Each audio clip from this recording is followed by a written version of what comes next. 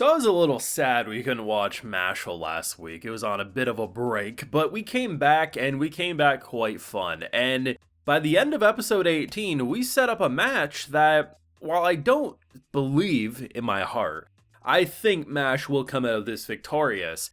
Everything that they're trying to do to make it seem like Mash has met his match has been established. And I think they did a great job by giving both Margaret and Mash one shot that would normally KO a normal opponent. It starts off with Mash enabled to basically deflect the volleyball of magic, and it looks like he got slammed into the wall and he was done. And when it was revealed that he escaped, he looks to have done a similar one-shot KO to Margaret, and Margaret brushed it off like it was just the warm-up and training. What we're dealing with here is we're going to enter next week's episode that I imagine it will be at least half of next week's episode, if not a bit longer.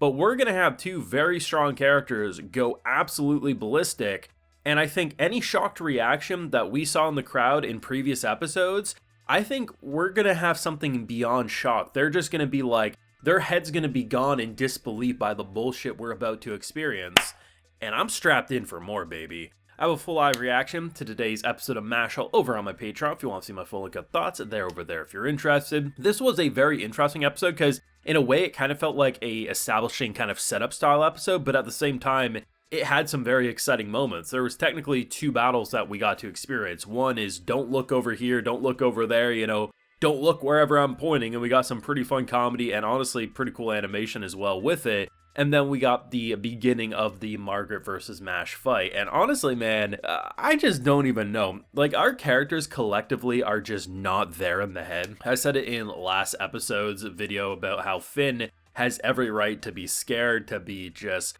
I don't want to be here. I'm surrounded by idiots, because he is. And literally looking at the beginning of this episode, or like when they're having it looks like they're getting interviews done. Right? Like someone's like, oh, Mash, how do you feel about your victory? And literally Mash is sitting there talking to a damn wall. And Dot's just egging him on, being like, yeah, Mash, keep doing this. And then we have Lemon, who is talking to the wall. And I'm like, anyone who does not think Finn is number one best boy in this show because of he is the strongest character in this cast. He has the ability to stomach their nonsense and not completely break mentally. There's no one stronger in my opinion.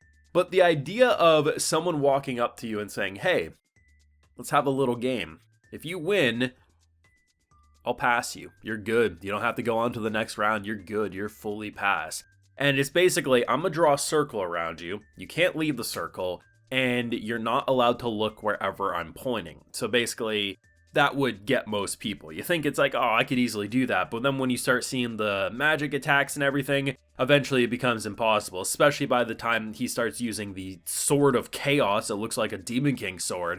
He's literally like, Mash at one point tries to deflect with his forehead, and what does he do? He takes the whole ground with him so he can jump, and then he lands back down. It's an interesting way of kind of getting around the rules, but also feeling like you're breaking them. And the idea of it becoming a draw, I feel like some people are going to find infuriating. I kind of love it because not only does it allow us to still have the Margaret versus Mash fight, which we're clearly building up to the whole time, but most importantly, Mash did look the other way because a bird flew in, right? So it distracted him. The idea of leaving it being a draw after Mash is like, oh, I lost. Like, he just accepted his defeat before anything was said, and then this dude's like, you know what? It's a draw, I'll allow it. I liked it. It was a very fun, simple idea for a kind of gimmick in Mashle, but it ended up being something very charming. And establishing, like, as soon as they left the last test, right, like, the Coliseum went quiet. They're doing their victory dance, which is as stupid as you expect. And the idea that basically everyone knows shit's about to get real. You got fake Dumbledore up there looking like he's ready to shoot Mash in the head, and we're just establishing shit was about to get serious. And I really hope, for the crowd's sake, there is a magical barrier that protects them. Because you know how, like, in NASCAR, there's at least, like, some fencing, right? So if the cars flip, people in the crowd ain't going to get a car in their face.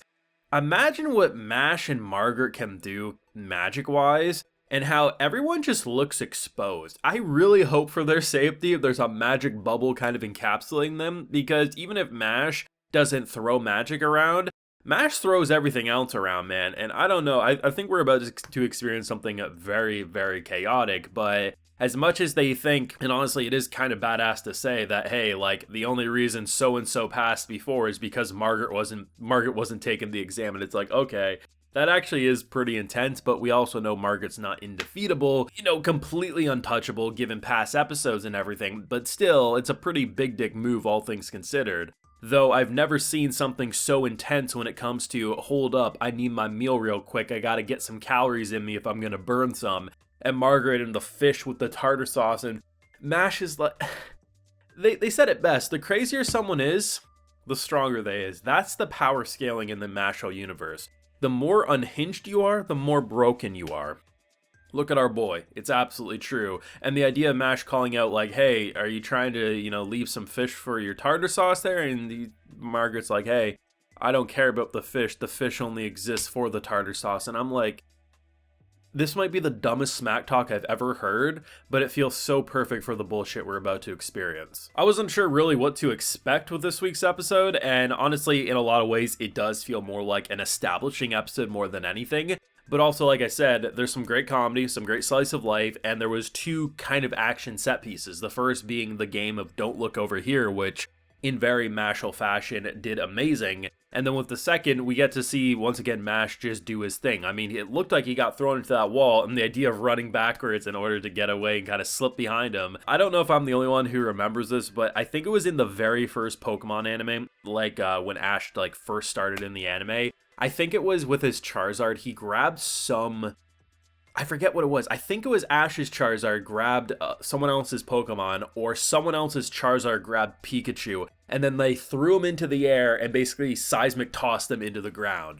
That's what it looked like in terms of this episode. Like, there's literally a moment that felt like Mash was seismic tossing like Charizard did. And honestly, I loved it. I forget which trainer did what, but there was a scene like that in the very first anime, if my memory serves me. And it just is funny, man, because I love how Mash just gives me it reminds me of my childhood of watching certain things in anime and just being like, that is so funny and so out of pocket, and I absolutely love it. Even when Mashle is a simpler episode and isn't as crazy with development like they did with Finn's character in the previous episode, it still leaves you with a grin on your face and eager for more.